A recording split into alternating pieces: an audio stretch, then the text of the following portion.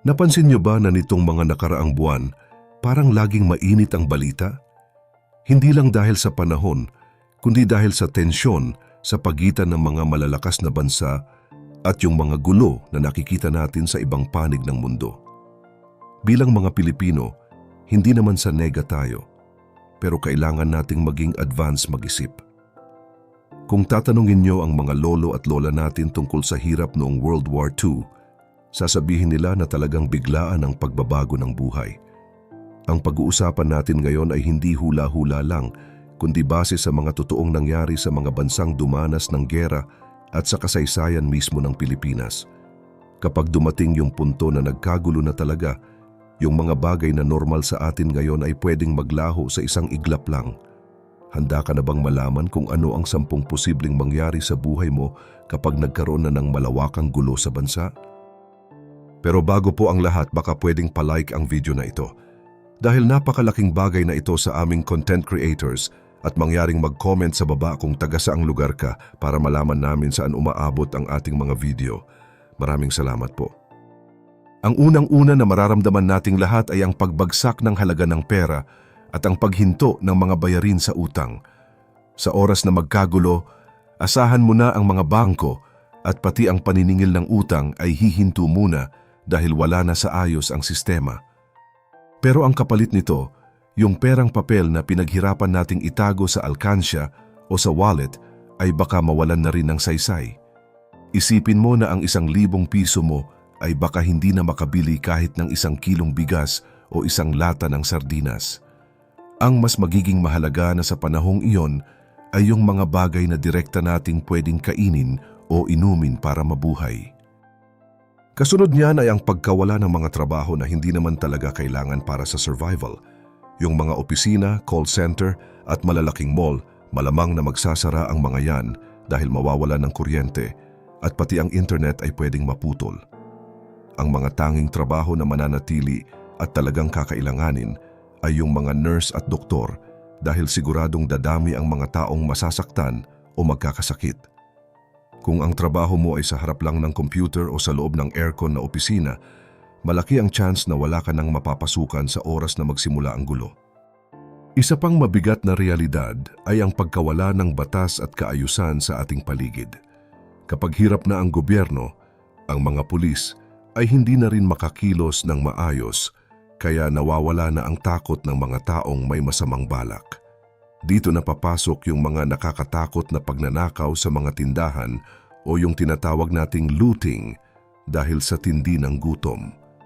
Nakakalungkot isipin pero pati ang kaligtasan ng mga kababaihan at ng mga bata ay talagang malalagay sa panganib dahil wala ng mga batas na susundin ang mga tao sa paligid mo. Bukod sa pagkain at seguridad, isa pang dapat nating paghandaan ay ang katotohanan na sa oras ng matinding gulo, hihinto ang takbo ng mga bangko. Isipin mo, paano kung isang araw ay hindi mo na ma-withdraw ang perang pinaghirapan mo sa abroad o sa trabaho dahil sarado ang lahat ng system? Sinasabi ng mga eksperto na ang ginto at pilak ang ituturing na tunay na pera dahil hindi nawawala ang halaga nito kahit anong mangyari sa gobyerno. Kung may pagkakataon kayo, lalo na ang mga kababayan nating nasa ibang bansa na mas safe ang kalagayan, baka mas mabuting doon muna kayo habang hindi pa stable ang mundo. Pero para sa ating mga nandito lang sa Pilipinas, wala tayong ibang magagawa kundi ang mag-stock ng mga kailangan at maging handa sa anumang mabubungaran natin paggising sa umaga. Sa gitna ng ganitong sitwasyon, asahan nyo na lalong lalala ang tinatawag nating palakasan system. Kung ngayon pa lang ay ramdam na natin ito sa mga opisina o sa pagkuha ng ayuda, isipin nyo na lang kung gaano kahirap kumuha ng supply ng gamot at pagkain kapag limitado na lang ang dumadating. Ang mga taong may koneksyon o sikat ang madalas na nauunang makakuha ng proteksyon, habang ang mga ordinaryong tao ay kailangang magtiyaga sa kung ano ang matitira. Ito yung masakit na realidad ng guns, goons and gold na madalas nating naririnig tuwing may krisis. Isa pa sa pinakamabigat na isipin ay ang kalagayan ng mga bata. Para sa ating mga matatanda o mga lolo at lola, siguro ay matatanggap na natin kung ano man ang mangyari dahil kahit papaano ay naranasan na natin ang buhay. Pero ang mga anak nating maliliit pa, sila ang tunay na kawawa dahil hindi nila deserve na mamulat sa takot at gutom.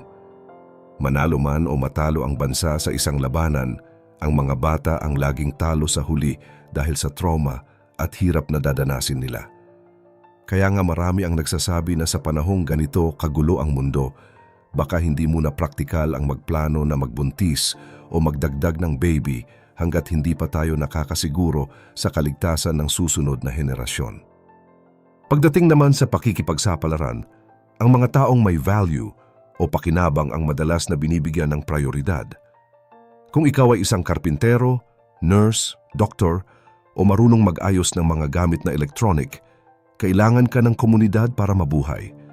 Pero ang mga matatandang may sakit o ang mga taong wala ng kakayahang tumulong sa mabigat na trabaho, sila ang madalas na napapabayaan kapag nagkakaubusan na ng pagkain. Sobrang sakit itong pakinggan, pero kailangang alam natin ang mga ganitong posibilidad para hindi tayo mabigla. Dapat din nating alamin ang tungkol sa panganib ng nuclear radiation. Kung sakaling magkaroon ng ganitong uri ng pasabog, ang pinakaligtas na lugar ay sa loob ng mga matitibay na gusaling semento, partikular na sa mga gitnang palapag para hindi agad tumagos ang radiation. Importante rin ang pagkakaroon ng potassium iodide para maprotektahan ang ating thyroid gland mula sa lason ng radiation. Sa oras na ma-expose ka, kailangang maghubad agad ng damit, ilagay ito sa plastic at maligo ng maigi para mabawasan ang fallout sa iyong katawan. Sa kabila ng lahat ng mga nakakatakot na senaryong ito, ang tanong ng marami ay kung may magagawa pa ba tayo? Siyempre, hindi naman kailangang humantong sa gulo ang lahat. Ang bawat isa sa atin ay may choice. Minsan, ang solusyon ay wala sa pabilisan ng pagkuha ng gamit o pagtatayo ng pader, kundi nasa pagbabago ng paraan ng ating pag-iisip. Imbes na puro galit at paghihiganti ang pairalin natin, baka panahon na para tingnan ang sitwasyon sa mas malalim at espiritual na aspeto. Isipin natin kung ano ba ang mas makakabuti para sa ating planeta at para sa kinabukasan ng ating mga anak. Mayroon tayong tinatawag na 3 hakbang para maiwasan ang anumang uri ng away, maliit man o malaki. Ang unang hakbang ay tolerance o yung pagtitimpi.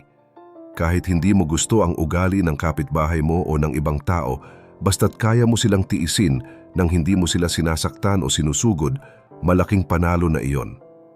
Ang ikalawa ay acceptance o ang pagtanggap na magkakaiba talaga tayo ng pananaw sa buhay. At ang huli ay ang kapayapaan o peace. Kung magagawa nating magtimpi sa simula pa lang, hindi na aabot sa puntong kailangan pang magkaroon ng malaking gulo o giyera. Sa totoo lang, 2 lang naman ang pinagmumulan ng desisyon ng tao, takot o pagmamahal. Kapag takot ang pinairal mo, gagawa ka ng sarili mong mga multo sa isip. Iisipin mo na uunahan ka ng kalaban mo, kaya kailangan mo silang unahan sa masamang paraan. Pero sa huli, pareho lang kayong lugi. Kaya napakahalaga ng dasal at pagkakaroon ng malinis na kaisipan. Kung wala tayong masamang iniisip sa ating kapwa, mas magiging maayos ang daloy ng ating buhay. Sa gitna ng krisis na nararanasan ng mundo ngayon, nasa sangandaan tayo kung saan pwede nating piliin ang mas maayos na landas sa pamamagitan ng pagkakaisa at pananampalataya. Bilang huling paalala, habang nagdarasal tayo para sa kapayapaan ng mundo, huwag din nating kalimutang kumilos para sa ating seguridad. Kung may pagkakataon kayong magkaroon ng maliit na lupa sa probinsya, napakabuting simulan na ang pagtatanim. Sa oras ng kagipitan, ang pagkain ang magiging pinakamahalagang bagay para hindi tayo mag-agawan o mag-away. Sana ay nakatulong ang mga tips na ito para mas maging handa tayo sa anumang hamon ng buhay. Kayo, sa tingin nyo ba ay handa na ang inyong pamilya kung sakaling magkaroon ng hindi inaasahang gulo sa ating bansa? Anong unang bagay ang gagawin nyo para masiguro ang inyong kaligtasan? Ibahagi mo naman ang sagot mo sa ibaba at huwag rin kalimutang mag-like at subscribe para sa mas marami pang updates gaya nito.